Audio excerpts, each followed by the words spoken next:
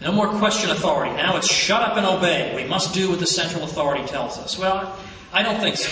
I don't think so. We have a central authority that is driving us over a cliff, that is ruining the lives of young people, for which retirement in 30 years is going to seem like something out of science fiction. All to hold up programs that are going to collapse anyway, and we're worried about, gosh, we can't dare take away any power from this institution. I don't know. I think we have to think differently. Let's turn to some history. Now, we focus here on some legislation that was considered extremely odious in 1798, the so-called Alien and Sedition Acts, and I'll just deal with this very briefly. The most offensive aspect of this legislation, that of course became law, was the part that said that if you criticize the President or Congress, you can be fined or go to jail.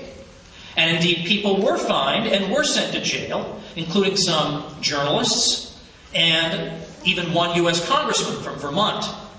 Interestingly, that U.S. congressman was re-elected while he was incarcerated. So the good old independent Vermonters said, to heck with your stinking law, we're voting for this guy anyway. So when we look closely at that, I mean, we can understand the concern that somebody like Thomas Jefferson would have, somebody like James Madison would have. That, you know, Jefferson's looking at it and saying, look, I'm pretty sure my copy of the Constitution says you can't do this. I'm pretty sure you can't pass a law like this. And that people were actually going to jail for saying things that we would consider astonishingly restrained. That John Adams is a real pompous jerk. Well, okay, maybe he was. I mean, this is like nothing compared to, we've had presidents compared to Hitler. Right? I mean, pompous is like nothing. Presidents would be thrilled if that's the worst thing that people were saying about them. Well, Jefferson's a little concerned about that. Also he's concerned that there seems to be a political motivation behind this law, because you notice the way it's framed. Remember, in the old days, the old days, the law was that whoever gets the most votes becomes president, and the second highest vote getter becomes the vice president. So you didn't run as a ticket.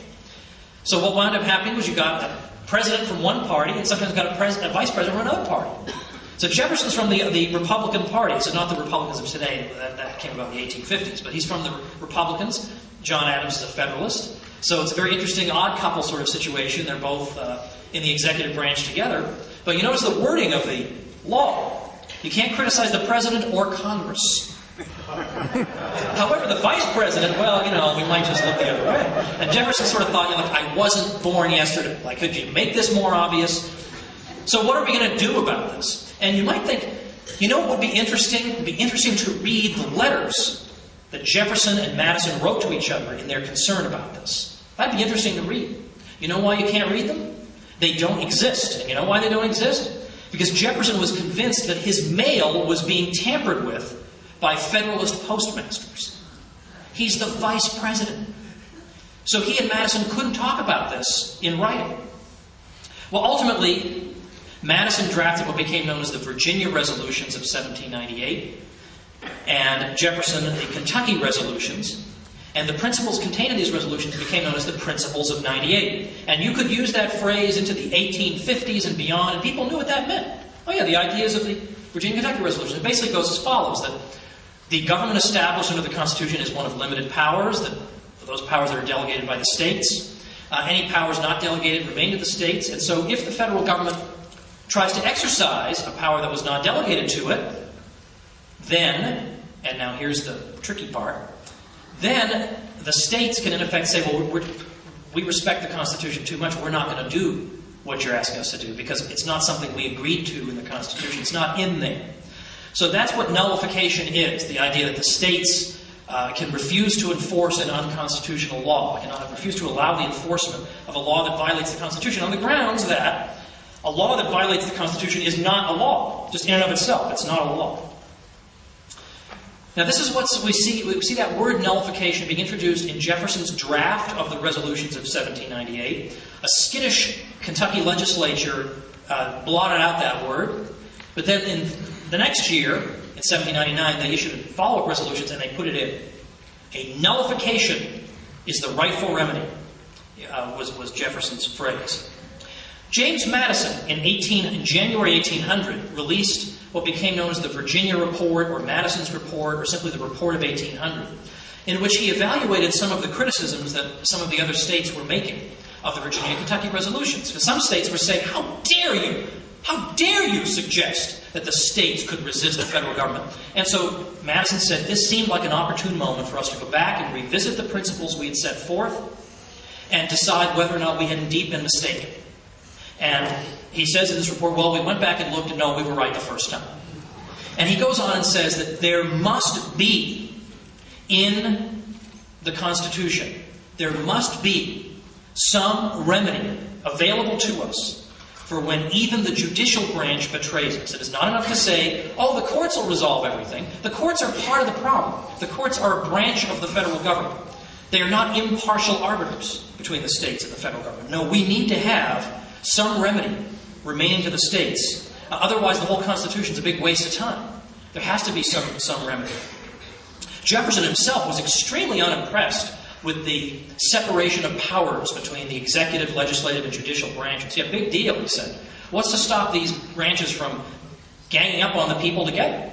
We need to break up political power into little bits. And so the states need to be the bits that, in the last resort, can say no, can interpose themselves between the federal government and the people. And in fact, toward the end of his life, Jefferson took this even further and began to suggest, had a scheme of ward republics, that in fact power should be devolved to an even more local level, to the level of the ward, which is just a part of a city.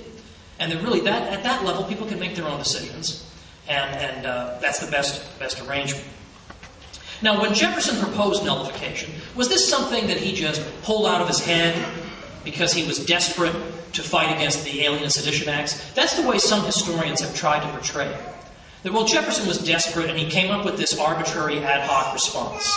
Well, that's not true. And we can show that's not true basically as follows. If we look at the documents of the Virginia Ratifying Convention, here's the event at which Virginia was deciding, do we ratify this Constitution or not? And at that ratifying convention, you had Patrick Henry saying, now wait a minute, I smell a rat in this document. I see phrases in here that we all know how politicians are. They will yank these things open into bigger loopholes than you can imagine. He said, like, for example, this general welfare thing. Come on, I mean, this is just an invitation to tyranny. Every tyrant who ever lived claimed that his oppressions were on behalf of the general welfare. Well, what is this? And it's very significant what he was told. Because he was told not by opponents of the Constitution, this is the key thing. He was told by supporters of the Constitution.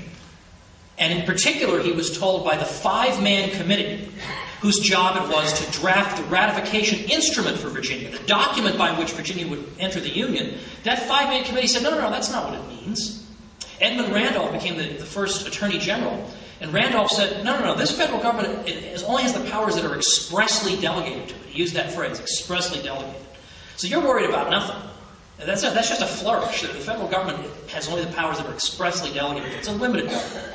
George Nicholas, who also sat on this 5-man commission. So these are not just random people I'm choosing. George Nicholas became the first Attorney General of Kentucky.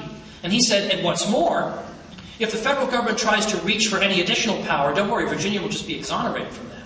Because all we have to do is say, well, we never agreed to that when we ratified the Constitution.